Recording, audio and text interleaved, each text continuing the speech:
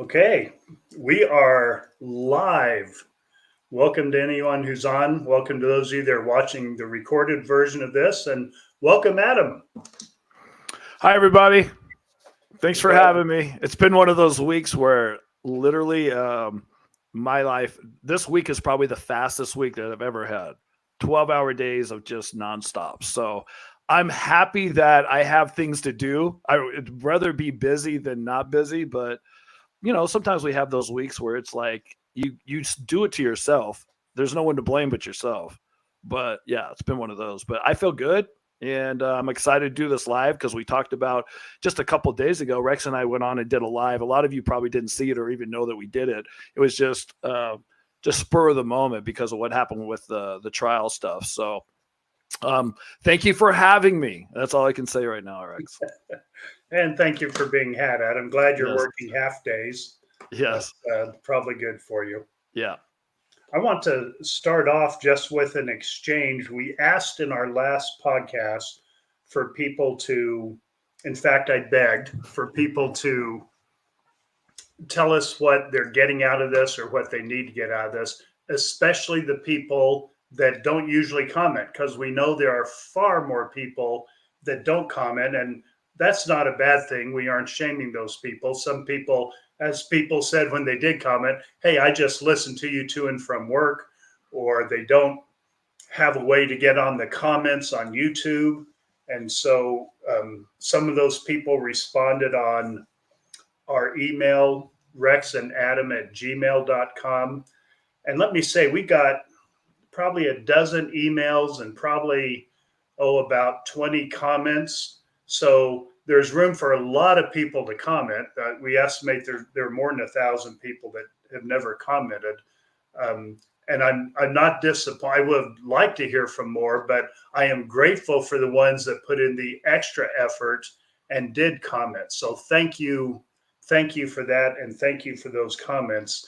And in doing that, also, first thing I thought, Adam, was why did I ask for more comments? Because then people are so generous and they share their stories, many of which are tragic and bring me to tears. And then other people are just so kind and they're sharing their support and love and sympathy. And that brings me to tears. How does a body create that many tears? It's just, I want to be in a room when you just start bawling and you can't stop bawling. I just want to see the tears come out because it's good. It's probably good therapy for you to cry and release all that. it probably is. And I'll tell you, come on over every Memorial Day. One of our Yeah. traditions on Memorial Day is to watch Saving Private Ryan. And the last scene in the cemetery there, I am bawling like a baby every time. In fact, it starts earlier every year where I Yeah. start crying at that scene. So it's not like I never cry.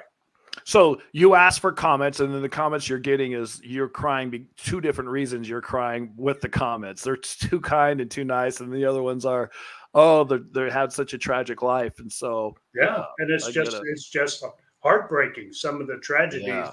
that happen. And all of us have tragedy. We know that.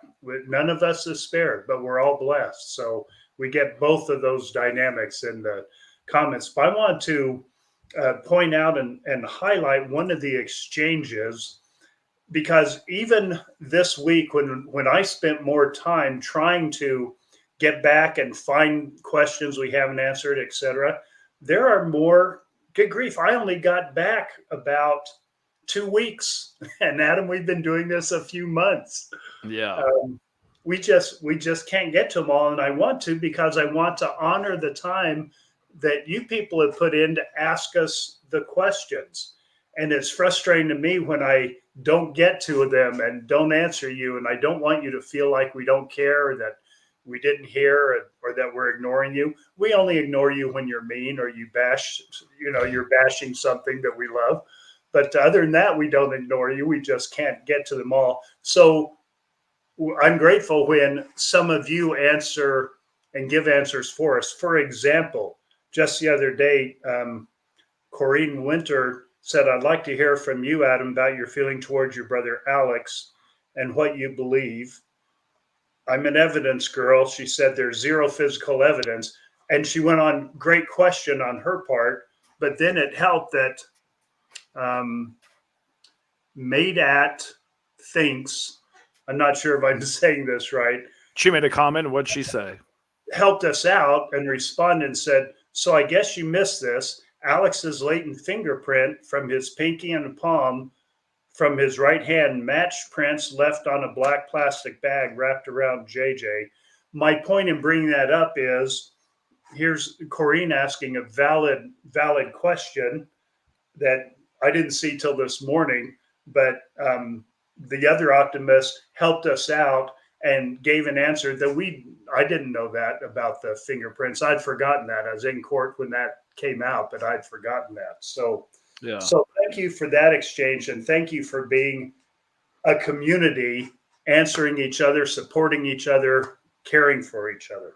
Which, by the way, we've been doing the live now for 6 minutes. So if there's anybody watching this live that wants to ask us questions for the next hour, you can go on YouTube and send us your questions. And Rex and I, during a live, will answer as many questions as we can, depending on what your questions are. We'll try to get to as many as we can. We have Anna, who's our moderator, who will be putting the questions up for us so we can read those for you. But we are going to start with a few right off the bat that came through in comments that people wanted to ask us to know, whatever their questions are. So, and Rex, you have those, don't you? Anna, I don't have the usual heading at the top that tells me that you have highlighted some, but I did notice this one here because I don't know if this is Ms. Waggy Dog or in Swaggy Dog. Swaggy. I'm going to say Swaggy Dog. Yeah, it's got to be Swaggy Dog. That's a cool name. She's up at 2 a.m. in Australia listening to us, feeling comforted to be around virtual friends. So welcome to Australia. We didn't expect to catch the Australians live because it is 2 a.m. there. So glad you're representing there. Donna asked if we'll ever come to the East Coast. Yes, we don't have definite plans, but since I travel a lot with business and we do our meet and greets by circumstance, when we're going to be somewhere anyway, that could easily happen. So but I like how she says East Coast. So think about this. We have people asking us to go to North Carolina. We have people asking us to go to New Jersey, to Florida, like all these different places. But the East Coast is like, if we go to one place, that means all of you are going to have to go to wherever that is on the East Coast. And that might be a great trip for you. But we definitely at some point will. Now, when you have grown up in the West, like Adam and I have, you tend to think of everything east of the Mississippi is in the neighborhood. So we're thinking, hey, if we have a meet and greet this one place, everyone's, close enough to come to it. Yeah. I know that's not a reality. That's just a warped way of our thinking. But my youngest daughter, whose birthday is this week, she's there in Delaware. So I'm sure I'll be there sometime pretty soon because I get out to see the G kids every chance I get. Good. So yes, we'll be out there. That's one state I've never been to is Delaware. Delaware? Good one. Never been. Mm-hmm. Okay, and Anna asks, our own Anna, how are you two feeling now after watching Chad? I didn't watch Chad. I didn't watch any of that. I got information from people who sent me information. As you know, I don't really, spend my life following this case only because I lived it. And pretty much I feel like I know all that I need to know. There's some things I probably want to know too that I haven't found out. We may or may end up finding out in court. But, just the whole thing where Chad's lawyer was trying to get out of it after he took Chad's money. I don't even know how it went down, but he was ordered that he has to defend him. And now the trial is going to happen. I would much rather have even though I don't want trials to happen, just because I think Lori and Chad should just both go to jail and they should both plead, guilty. But since that's not the case, I'd much rather have that trial go down sooner than later instead of constantly waiting it out. But then again, constantly waiting it out, then you don't have to think about it if it's going to be 2 years from now for a while. And it's a double-edged sword for me. What about you, Rex? Well, let me let you continue on that because this bleeds into two questions that were in our email. One of them asking if we had the chance to meet Chad, would we take it, and how would we start that? I probably wouldn't take it. I don't have anything to talk with him about.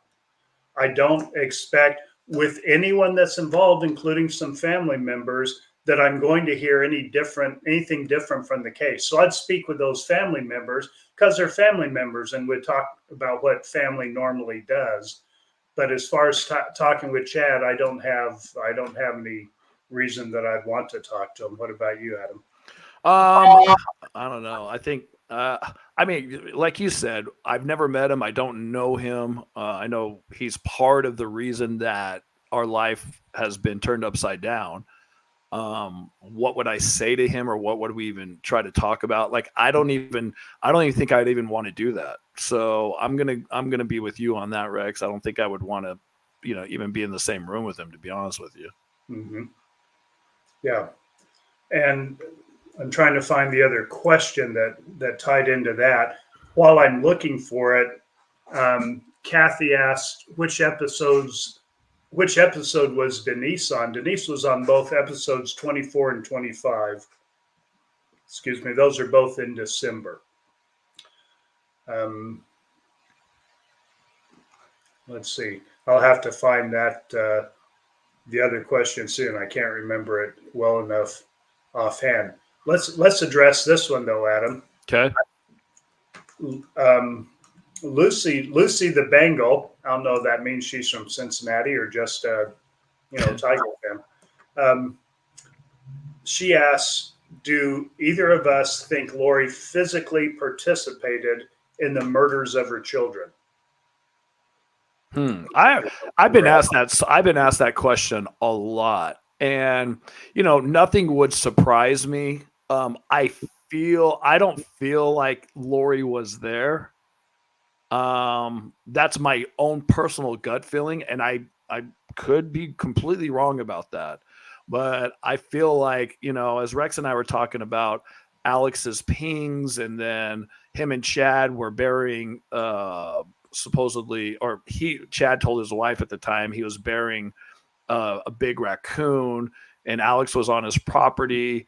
I feel like Alex and Chad did everything, and Lori didn't. Lori wasn't even around, I don't think, when that happened. But I could be completely wrong. That's just what my gut tells me from what I know. Yeah, and I have a slightly different view on that because, first of all, after sitting in the trial, hearing what actually happened to the kids, I realized the way I wished it happened didn't happen. And that was a shift in perspective for me. It's dark information. I didn't want that information, but I happened to be there for it. And so um, now my perspective is nothing would surprise me. I would like to think she wasn't involved, but it wouldn't surprise me. And especially if, there are some indication, no evidence, but some indication that the murders may have been ritualistic. In that case, all bets are off. Anything could have gone on. Okay. So Kelly's creative dream helped us out. She has a comment. Wasn't a hair found on the duct tape on JJ? Yes, one of Lori's hairs was found there. So an indicator that she may have been there. Not conclusive evidence, but it's physical evidence. So I'm just going to be set for whenever we have evidence. I'll go with the evidence. Yeah, me too. But I can't exclude the possibility. I wish it weren't like that, but what I wish happened obviously didn't happen. So Right. um, you can't go with that. Um, let's do this one that's popped up here from Lynn. Says, Adam, is there anything you would like to share on how you are rebuilding your familial relationships? There's a lot of positive going on there, I'll tell you. Yeah. With my family, there's still some hesitation, I think, from everybody. But as far as trying to rebuild, I mentioned this before. I'm somebody who has to forgive. Otherwise, all that hate or upset will just eat me alive if I hold in the grudge. So I've chosen to forgive everybody and move forward. And there's been a lot of positive things. I know, at least with my mom and dad and my sister, we're trying to rebuild our relationship, which I really feel like I need that. And there's other members of my immediate my family that don't want to talk to anybody in my family after what they did and all that. So, and I respect that too, because that's how they want to handle it. And I said, I feel like everybody has the right to feel how they want to feel or handle the situation that they feel the most comfortable handling it.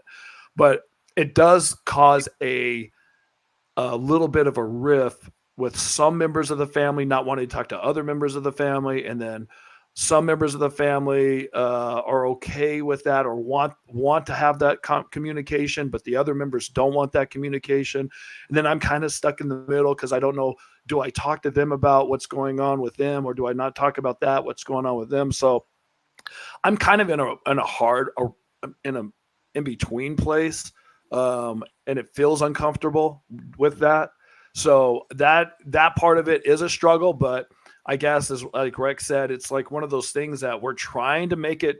I'm trying to make it work. I want to make it work, but I just don't know how to get everybody on the same page if that's ever even going to happen. And Lynn, you didn't ask for my input there, I recognize, but I want to add a little bit to the family story because I talked with Janice yesterday, and usually we don't bring up, certain family members. Janice doesn't want us talking about her, but I'll talk about my relationship with her. It's a positive light, so I don't mind doing that. Janice and I have always been close my entire life. She's the oldest, I'm the youngest sibling. For some reason, we've always been close. Part of that is, we lived around each other until I went away to college. But we had a conversation yesterday. And it's a tough conversation. Janice doesn't agree with everything Adam and I say. And I love that I have still enough relationship with her that she can express that to me and she can express what it is. And it's not easy to hear. And we can talk about it. And I can explain a little bit more of why I am the way I am or why I say certain things. So I love having enough of a relationship and a good enough relationship. We're still close.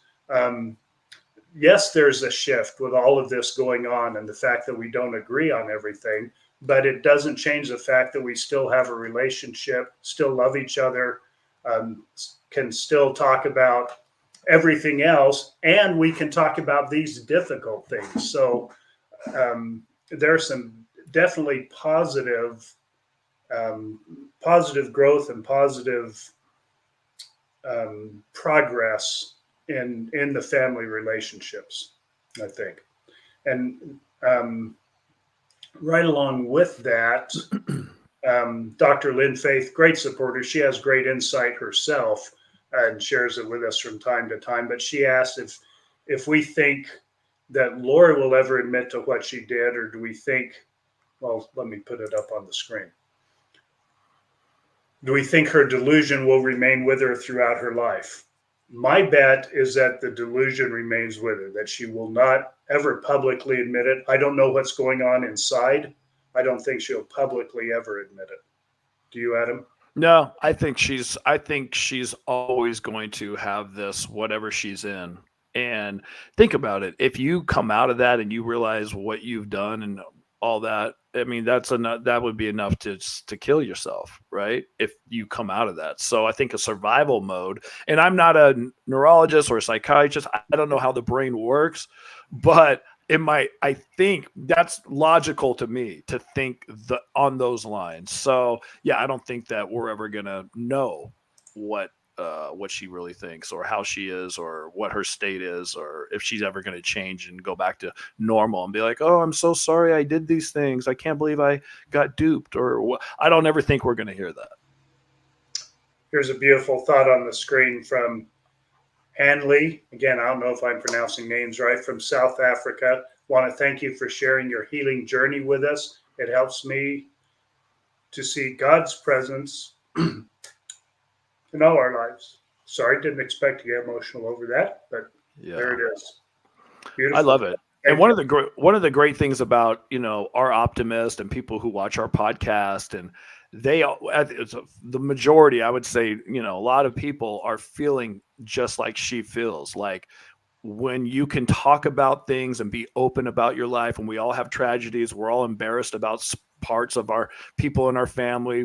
There's people who have cut people off in their family because they're toxic and all that. So we all have so much stuff in common, and I think that's our common ground is tragedy, which is, it's terrible to say, but we all have to experience tragedy in this world. It's just part of all that going. But as we're doing it, we're all learning to find silver linings and, God's presence in everybody's life. And you can see certain things and his help in things like that too. So I know Rex and I don't get religious on this show or talk about politics or anything like that, but there are certain little things that I think are general things that most of you feel or agree with. So, Adam, this one's for you, and then I'll have something to say about it afterwards. Okay. Danielle Luby says, how does your sister, Summer, feel about her jail call to Lori being public? Not only public, I'll point out, played in court with Summer sitting there and then having to address the questions and the cross examination after that. Adam, how does Oh, Summer? I can't speak for Summer, but I know that Summer's been through hell. Like, she has been just beaten up, beyond beaten up through all this. I mean, it was all a shock to her. Everything was hit her like a ton of bricks. And Summer was the closest to Lori because they did everything together. They grew up together. They were my two younger sisters. They had a bond together, and then lived in Arizona together, and got together on the weekends with their kids, and just, they had that special thing. And so for one of the sisters to go off the deep end, and the other sister wanting to believe for a while, like, well, I'm still supporting her, and she hasn't done anything, and I don't see this. And then knowing that after the fact and all of that stuff happened, it's just ripped her inside out, upside down. And so, she's, I think, like, again, like my mom and dad, she's lucky to get out of bed every day after the emotional beating that she's taken. So, I don't know how she felt about her thing being played. I know a lot of people have talked about that because at some point, some people were like, "Oh, well, Summer's in on it," and then they heard that phone call, and then all the people that thought that eliminated it immediately. So I guess it could, for me, I'm glad that that was public just so people could understand a little tiny glimpse of what's going on with Summer. And I don't want to talk about Summer or, what she feels. I don't know that, but these are just what I think that she, is going through. And I'll add an observation. My three daughters and I were in court that day. This wasn't planned. My three daughters got on the plane, and Summer and Jeff were there on the plane and came up. And that's when Summer was there. Is that I believe she was. They played the call the second day we were in court.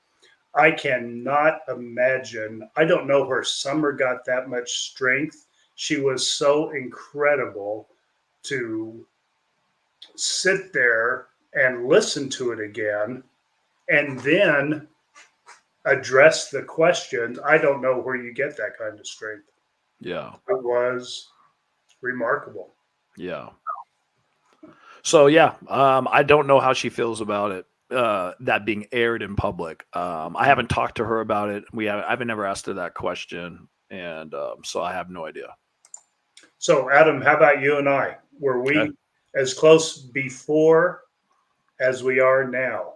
I think we've always been close. Yeah, I think so. Rex has always been, me and Rex always growing up, we played basketball. Every time we got together, we did stuff together. Just super close, always laughed, made fun, just all that. But, during the time where my family had cut me off, and Rex, is like I am, we don't cut anybody off. We want to hear what everybody has to say. We like to gather information. So I'm sure Rex was hearing things from my mom or dad or sister or whoever during that time of what their side was. And he'd always call me to get my side, which I appreciated because I felt like I was like nobody, like some of my other aunts and uncles would do what my mom said and just, have nothing to do with me. So when Rex would call me and just be like, okay, what's going on? What do you think? And then when I would tell him what I think, and I would be so passionate about what I was telling him, he's like, I feel the same way. I believe you. And so, yeah, we have become a lot closer. Rex and I have. Yeah, and we get to talk more. And while you were here, we got to play some hoops. And yeah, that just is all good. All positive. Why is this all turning emotional? This is supposed to be a fun live. Okay. And here we are getting emotional. You just want questions about pickleball. Do I? I mean, I can answer pickleball questions, even though I've been 12 hours a day for pickleball for this last week. I may take a day off of pickleball. Let's see here. I didn't get all this. Are there any developments in you guys partnering with Lauren and John? No new developments. We are going to partner with them. I have on my list to get a hold of Lauren this week about that. So we'll keep you posted on that. We look forward to that. They're great people. Love the work they're doing. I don't listen to every minute because there just aren't enough minutes in the day. But if I had more time, I'd listen more to them. I think they're very professional. And you know me, I don't listen at all. But the time I've had with them, when we interviewed with them and stuff, I enjoyed our time with them and our discussion with them. So, and at some point, Rex and I may go to Las Vegas where they are and do a duel where we're doing this live right now and they'll be on doing theirs live at the same time. So it'll be a simulcast live where we can just, have conversations back and forth live on their podcast YouTube channel and our YouTube channel. So that might be something very interesting. We've never done anything like that before, but I think it would be interesting to see what the questions come in and all these things. I think it might double the, curiosity with any kind of questions, actually. I mean, Rex and I won't be able to answer any true crime questions, but we'll be able to at least input in the questions that people throw at us. Yeah, Kelly has a valid question. I don't know if we have an answer, Adam. Okay. Okay, I've heard before the girls were close. Do you know if she tried to convince Summer to be part of the Chosen? Or part of the 144? I know. Well, Lori, I think at some point tried to convince everybody. When I say convince, hey, there's a book you need to read. Hey, there's a podcast you need to listen to. Hey, there's a meeting that you should go to. And I'm not saying that all those things were, this cult or whatever it is, but little things like that. And so I'm sure Lori tried to recruit, I feel like she tried to recruit me, but I never gave her the time of day for it. And I don't think Summer did either, or my mom. Alex, on the other hand, bought all in. So, when you start doing that to everybody, and I'm not sure what other family members bought all in or were some curious about it, or, and Braxton talked about that when he was on, our cousin, and he's the one that got Lori into this book and then all these things, but Braxton didn't go off the deep end like Lori did. So I just feel like, as far as trying to recruit, I don't know what and again, I don't know the whole plan. I just heard like, oh, well, Lori, Chad are going to be the head of the 144,000. I don't even know where that came from, but that's what I've always gone with because that's what made sense to me after somebody had mentioned that. So I guess you would have to recruit, see who would believe you or not. So I think with Lori, she would bring it up. And if you said, oh, that's silly or that's ridiculous, she probably would never bring it up again. But if you showed any kind of interest to it, oh, well, that's an interesting thought, then she might continue to go down that road and try to convince you.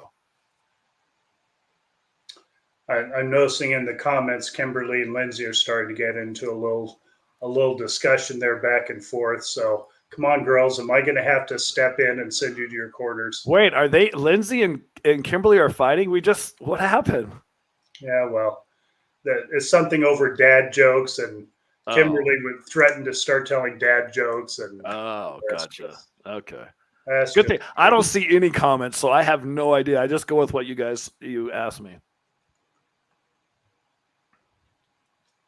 Here's a follow on to that, just positive comment about Summer, because we know Summer listens from time to time. So I love to point out there's so much positive about Summer. I love to point it out when we Yeah. get the chance. Summer not falling for Lori speak attests to her strength and be able to think for herself. Summer is definitely a strong woman and can definitely think for herself. We love that about Summer. Yeah. Dad joke smackdown. Oh no. Okay. I'm not even gonna go there.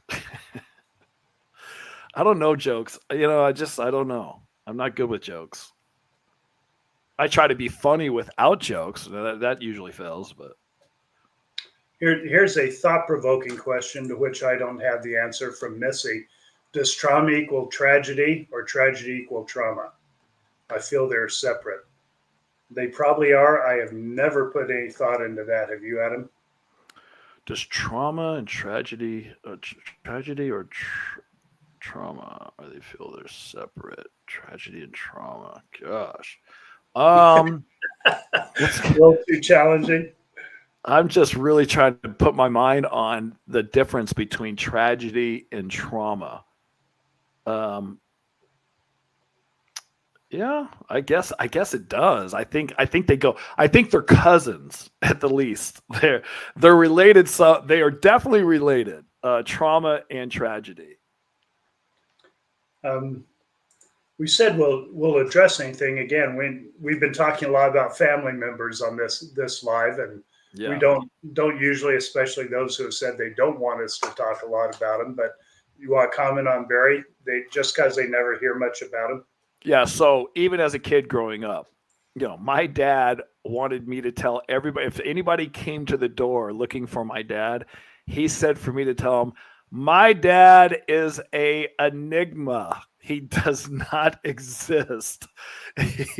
And so my dad's always stayed out of any kind of public stuff. And even though he has a ton of opinions, and he loves to talk when you're in front of him. He loves to give you everything.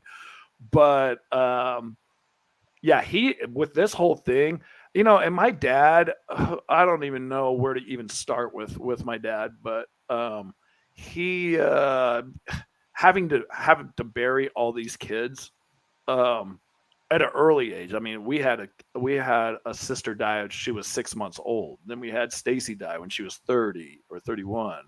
And so, and then now Alex is dead, and so I don't have any children that have passed. I have one son, and couldn't even imagine what I would feel like if he died.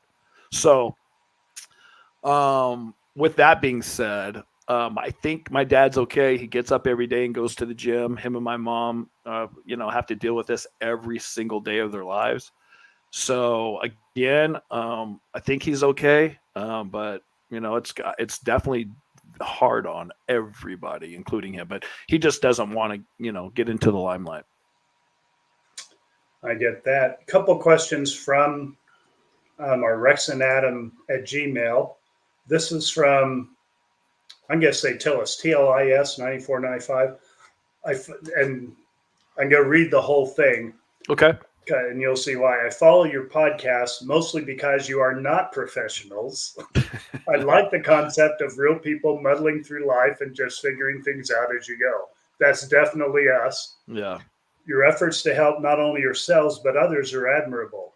So, as weird as it might sound, I like the fact that no one is really driving the bus and you guys are figuring out your own healing along with the rest of us.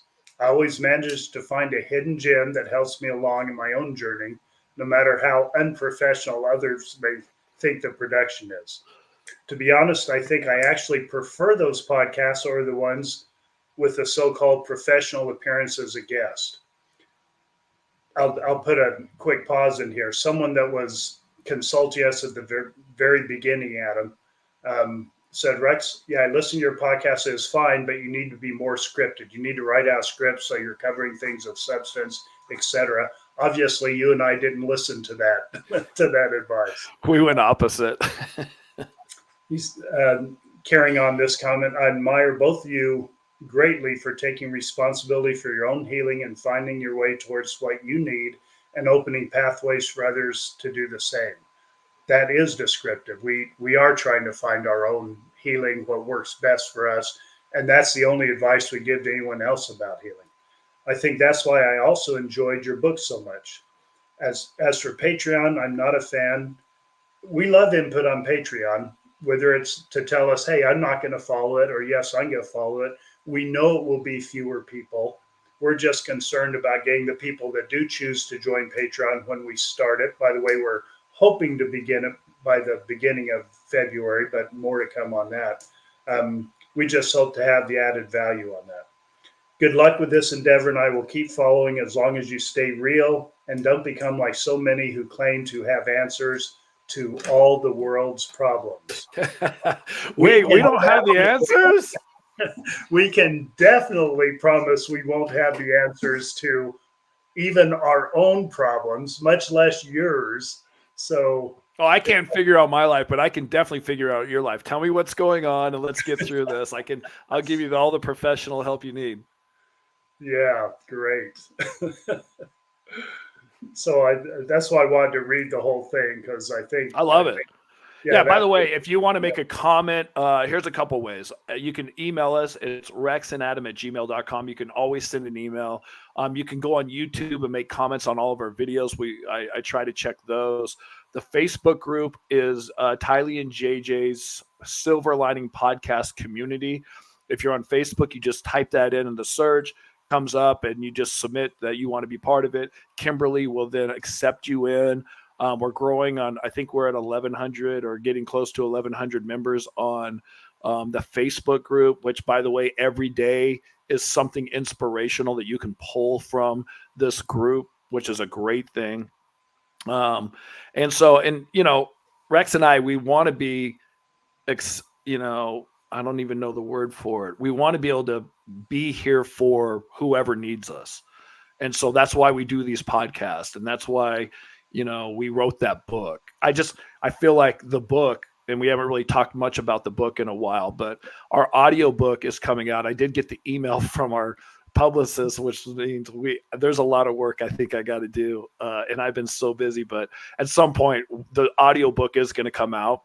Our book is out now. It's called Lori's Lies and Family Ties. And I think there's some things in that book that people can take away from that will help them in their own lives. I'm not saying it's a great book but I feel like there's a few things that, at least from my perspective, may help you with your own family dynamics.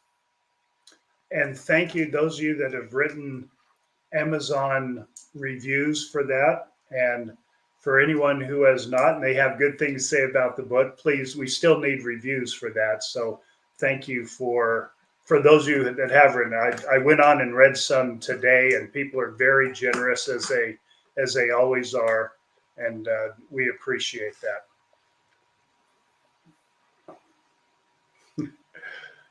Okay, so Maureen's idea. If there's an artist out there, can you imagine a cartoon picture with a bus full of fun people hanging out the windows with the word Optimist written on the side? Maybe a T-shirt. Here's a merch idea. Yes, and it would probably have us running along behind the bus, Adam, wait for us with a little caption with a circle coming out of it. Wait for us as we're running behind the bus.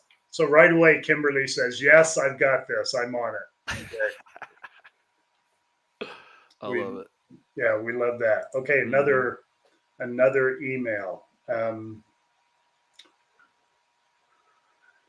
I'm reading through as I go. I wanted to comment on something from the last live. Shady Lamps asked towards the end of the podcast. She said, Rex, do you have any advice on anxiety, please? And I said, I'm sorry, I don't have advice, and I still don't. But Shady Lamps, I've been thinking about that ever since. And coincidentally, I finished a book this week called something like Living Great or Living a Great Life. But I'll tell you what I don't recommend that particular book, but the content of it, the author was explaining what the way the Roman Stoics lived. Now, the word stoic has a different connotation nowadays than it did back then. Nowadays, when you think of someone as stoic, you think of them as not having emotion.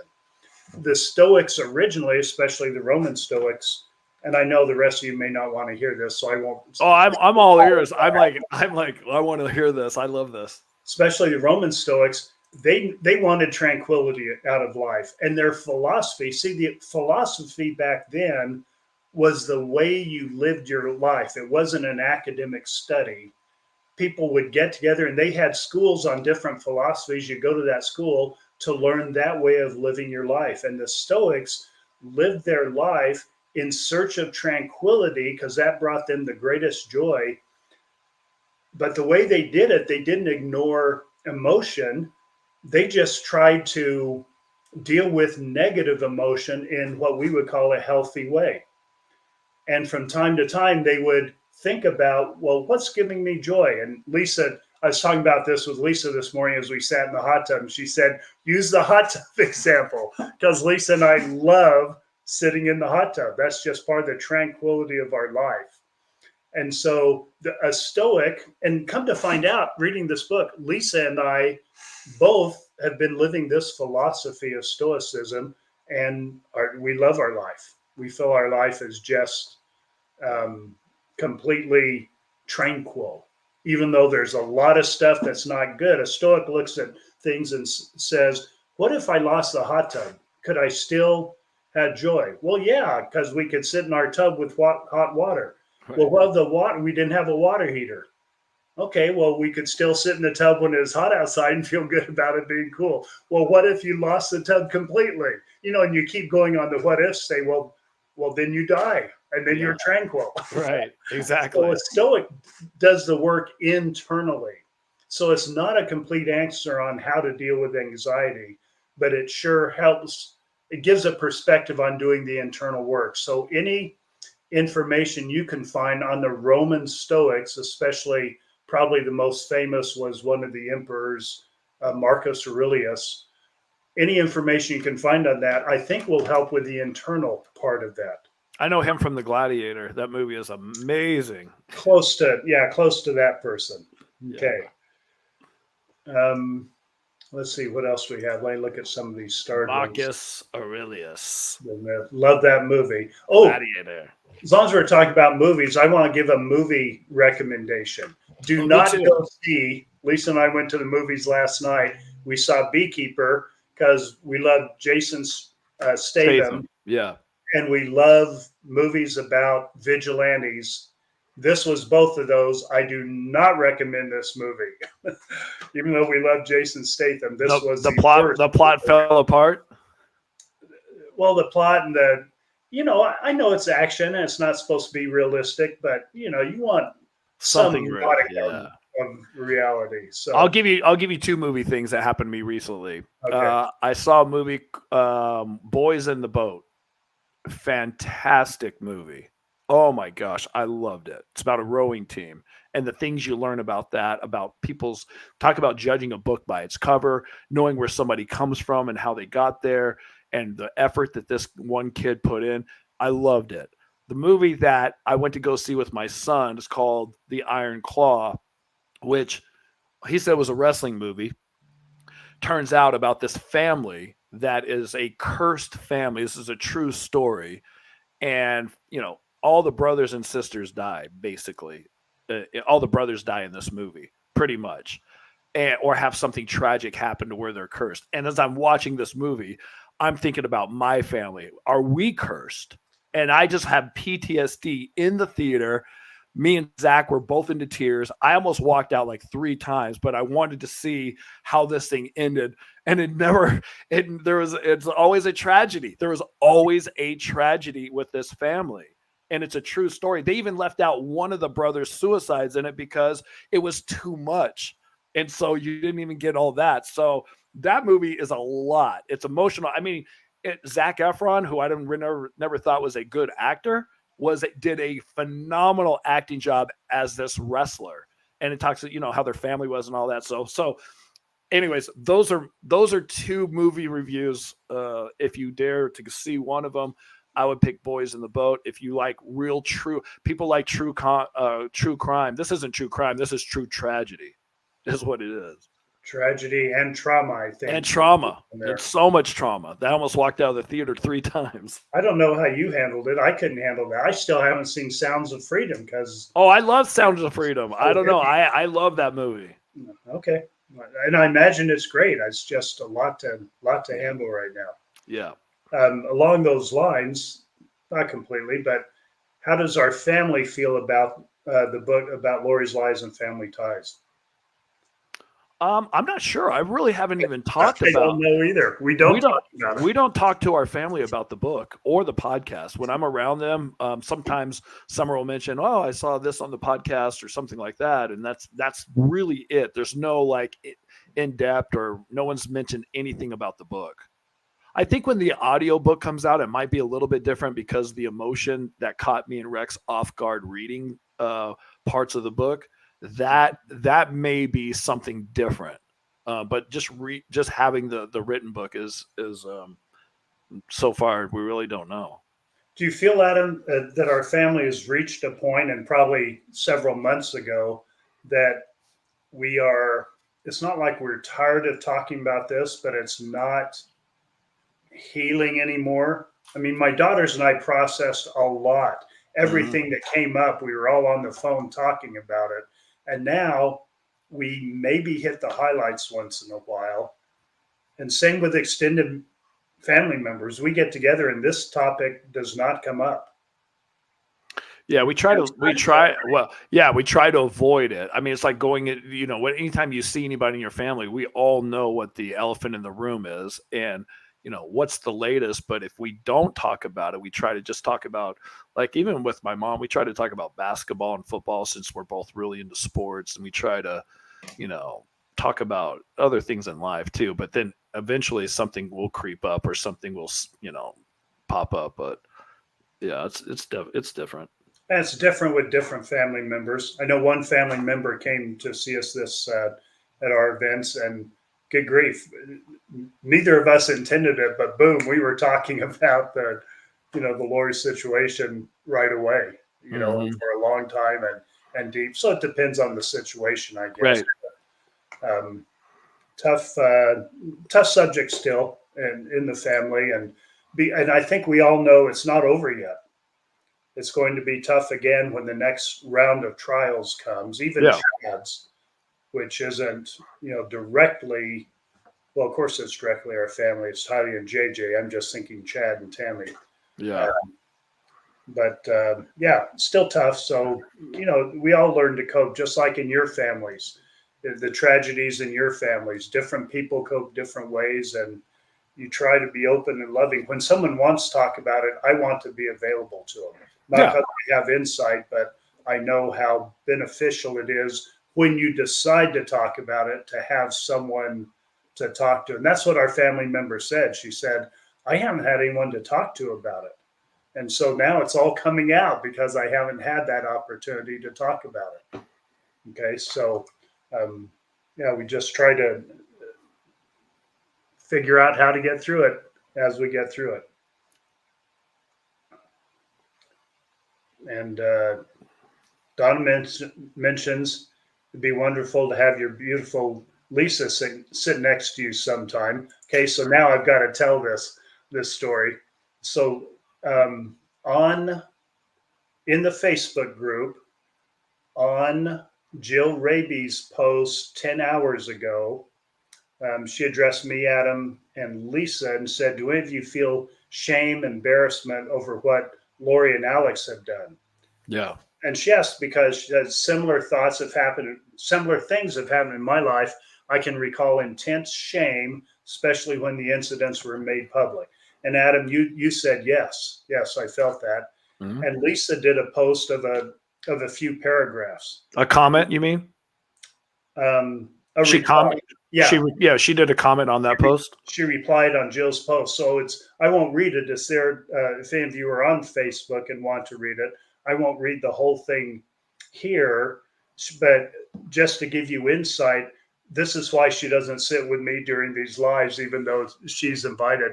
First of all, she really does hate being on the camera, and I know a lot of you can relate to that. Yeah, But she, especially when we go do lives and nobody wants to come on camera. right, we had quite a few players there in Salt Lake. A lot of people that were willing to come up and But we peer pressured them by starting the chant, calling their name out to come to the front. and several people were strong enough not to cave to the peer That's pressure, true but they too. really didn't want to. Yeah, but Lisa doesn't want to be on camera. She doesn't like that. She's an introvert. Yeah. But she did say in her reply, I won't read the whole thing, but she said, I was terrified for Rex when he said he had talked to the media at Lori's trial. We had kept pretty quiet about things. A lot of our friends and acquaintances didn't know the connection until they started seeing his interview. And I'll add to that and say, I'm not, I don't feel shame being related to him about and what they did. What they did is tragic. It's just beyond the pale. But there's certain wiring in me that I don't feel shame or guilt being associated. In fact, I took the opposite track, and I think I learned this strangely. Strange to say, during my dating years, being single between marriages, about 8 years worth, because and I learned it from another person. I said, "Hey, I'm okay when you're another person." Is our first date. We said, "Well, if we start dating, I said to her, when you're done with me, give me a headshot. Don't nick me and make me bleed out. Tell me, hey Rex, this isn't working for me." And so that to me, that's kind of a funny but kind of a ghoulish approach. And what she said was so beautiful. I tried to adopt it and can't remember exactly what she said. She said, similarly, she didn't say similarly, but not as crude. She was too nice, said too classy. She said, similarly, I, I get it when a relationship doesn't work out and it's heartbreaking and it's loss. It's a loss in your life. But I know how to grieve. I know we have to grieve. Loss happens in your life. And I know how to get through it. I know how to get to the other side. And then the other side, it's going to be okay. I thought, man, that's so much more beautiful than my approach to this. I started adopting that as the same thing with this horrific situation. But somehow that helps me not feel grief or shame because I'm related to Lori. And I'm glad to tell people when we talk about it, this is not a distant relationship. Lori and I were as close as you can be, being, I went away to college same year she was born, but the rest of the years, we were associated. I still love Lolo. I still love the Lolo I had all these great times with. I stayed with her and Joseph. I know everyone calls him Joe now, but he liked to be called Joseph, at least when I was around him. Maybe it was just with me. And so I'm glad to still call him Joseph. But I stayed with him a couple of times, enjoyed my interaction there. And I'm not ashamed to say I bought into Lori's stories, which now I question, about Joseph, about Charles when those came out. So I don't mind taking responsibility for my part when I was wrong during that time. And I don't mind the fact that I still love the people involved because that's part of the loss of life. And so I think it's horrific what they did, but it's not my shame or guilt to hold on to.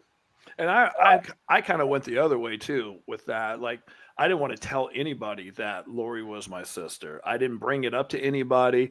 Like when it all happened, I was working at the radio station in Wichita, and I was trying to go do my job and do my work and not let anybody know anything was wrong, because I'm not the type of go, oh my gosh, my sister did this and this is what I'm going through.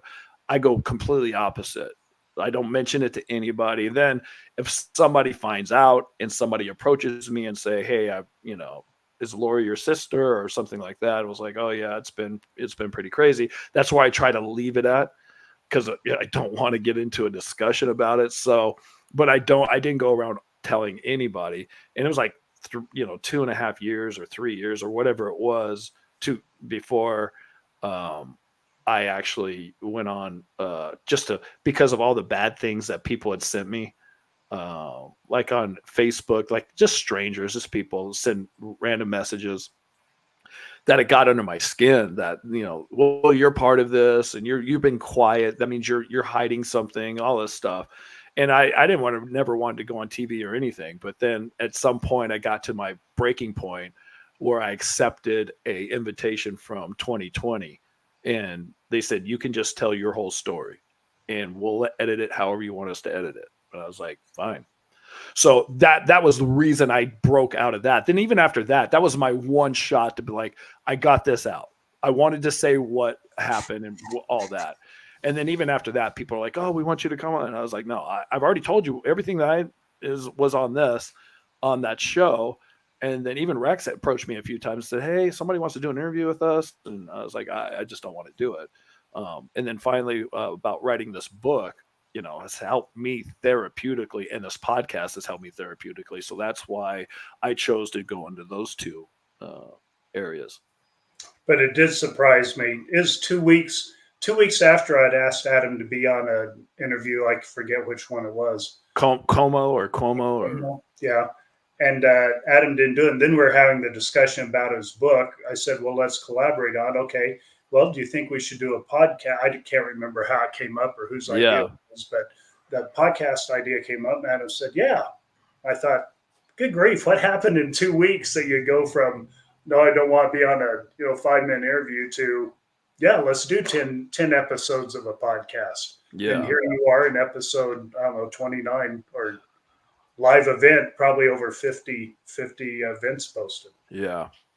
I don't know. I it's hard to understand, how you feel for certain things and why you feel different about other things. So for me, therapy would be more of us writing a book and doing a podcast than it would be going on somebody's show and answering the questions that they're going to ask. That I already just did a whole 2-hour 2020 on ABC that you can watch and see everything that I went through and what I thought. And to go on an interview would just be, doing the same thing. And I just didn't think it was right. So as our hour here closes down, Adam, I want to just give a little insight to people. There are several other questions from Gmail that I intended to bring up, and we're going to address her a little heavier, like the questions a little bit earlier when I got emotional. And I'm okay with me getting emotional, but I don't want the whole podcast to be that heavy. So I haven't brought up a few questions. Maybe we'll do a podcast that's just answering questions so we can just address more of them. Again, I feel, I don't know what the right word is, maybe responsible. I want to honor your questions. I want to honor your participating in all this. And so maybe we can do more questions in our podcast, or maybe a couple each time, something like that to get the questions, because we don't get to all of them. We have 9-starred questions, all of them valid here that we aren't going to get to, and then an additional 82 comments out there. Of course, some of them are just Lindsay and Kimberly fighting back and forth, but other comments to us that we didn't get to acknowledge, but we appreciate all of them. We appreciate y'all's participation. That is why we're doing this. We would have been fine, I think, walking away when we said we were going to and accomplish what we accomplished. But y'all are why we're still doing this, and we're grateful for that. I'm not saying it in a complaining way. We have not. I'm answering another, I guess, one or two last questions. We have not had a family memorial for Tylee and JJ. Actually, Summer had 2 memorials for Tylee early on there in Gilbert, Arizona. But I know you're probably referring to since the bodies have been released. I don't know of memorials that are planned. And I don't know of Kay and Larry's plans, what they're going to do about a memorial with JJ. They may have had one already. I don't know that. So sorry we don't have any information on that. Yeah, and again, I'm talking about family, not communicating with each other. These are two areas where there's not a lot of communication. So maybe they're going to have one without Rex and I. I don't know if we're going to be invited to something or not be invited to something, or if they're even going to have one, or if they are going to have one, are they going to invite us to it? We don't know anything yet, but we'll see how it all plays out. And the people that would naturally do these, Summers, Dunham, Ken, Larry, in our view, if I'm speaking for you too, Adam, they can do no wrong. Whatever they decide to do, we support it. If they invite us, we'd love to be a part of it. If they don't, we understand completely and support any. These are such difficult decisions, difficult situations, and these people are have tremendous responsibility making these decisions. So um, they can do no wrong. We Yeah, support them in whatever they decide. for sure. All right. Well, thank you for spending an hour of your Saturday with us. If you're live, if you're watching this later, thank you for that and for your support and love. Adam, closing thought.